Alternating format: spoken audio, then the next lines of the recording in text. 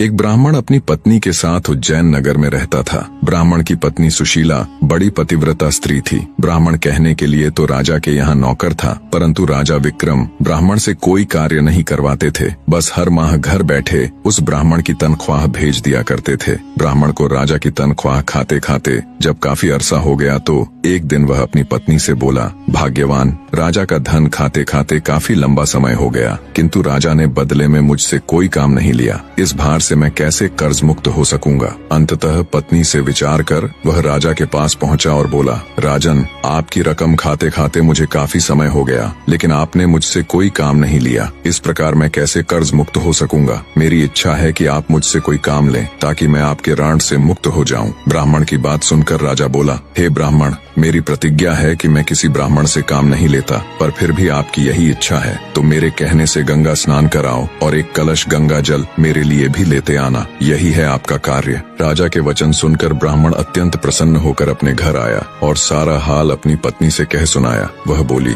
स्वामी, आप चले जाओगे तो मैं आपके पीछे अन्न जल कैसे ग्रहण करूंगी। मेरा तो यह नियम है कि बिना आपके दर्शन किए अन्न जल ग्रहण नहीं करती। ब्राह्मण बोला, मैं अपनी मूर्ति बनवा कर घर के अंदर स्थापित कर दूंगा, तू उसके दर्शन करके अपना गुजारा कर लेना। यह कहकर उसने अपनी मूर्ति बनवाई और घर में स्थापित करवा दी और आवश्यक सामान ले राजा के पास जाकर बोला, महाराज।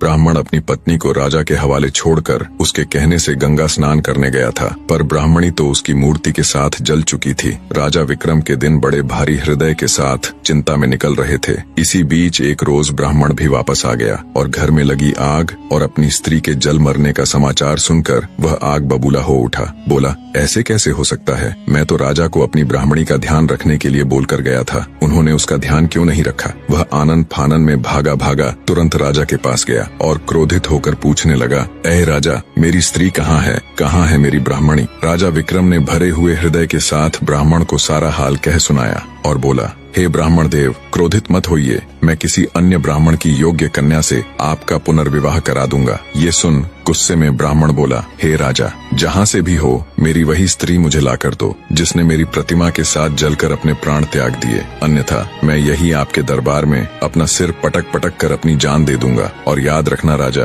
तुम्हें एक नहीं बल्कि 2 निरपराध लोगों की हत्या का पाप लगेगा, तुम्हें एक ब्राह्मण का श्राप लगेगा। राजा ने लाचार होकर कहा, शांत हो जाइए ब्राह्मण देव, तनिक मेरी बात सुनिए और जो मैं कह रहा हूँ वैसा करिए। अपनी स्त्री के अस्थि अवशेष संचय कर उन्हें रख लीजिए और मुझे 1 माह का समय दीजिए, मैं तुम्हारी स्त्री को जीवित करने की कोई युक्ति करता हूँ। ये सुन ब्राह्मण कुछ शांत हुआ और जैसा राजा ने कहा था वैसा ही किया। राजा विक्रम अपना राजकाज अपने मंत्रियों को सौंपकर सादे बाणे में अमृत की तलाश।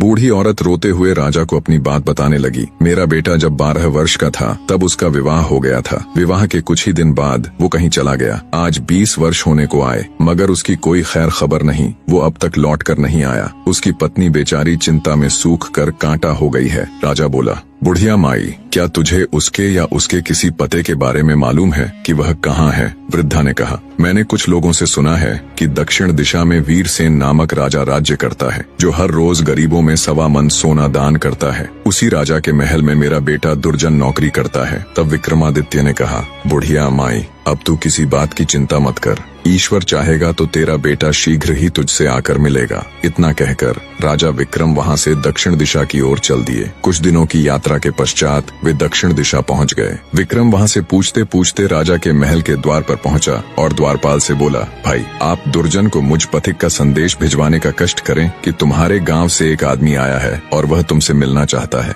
द्वारपाल ने भीतर जाकर दुर्जन को विक्रम का संदेश दे दिया, जिसे सुनकर वह द्वार पर आया और विक्रम को अपने गांव का निवासी समझकर उसे अपने डेरे पर ले गया। विक्रमादित्य ने कहा, भाई, तुमको ऐसा नहीं करना चाहिए था। जब से तुम आए हो तब से घर की सूरत तक नहीं देखी। तुम्हारे घर तुम्हारी माता और पत्नी रो रो कर दिन बिताती हैं। तुम्हारे लिए उचित यही है कि जैसे भी बने शीघ्र ही उनकी सुध लो। दुर्जन बोला, भाई, मैं क्या करूं, विवश हूं, न तो महाराज मुझे छुट्टी देते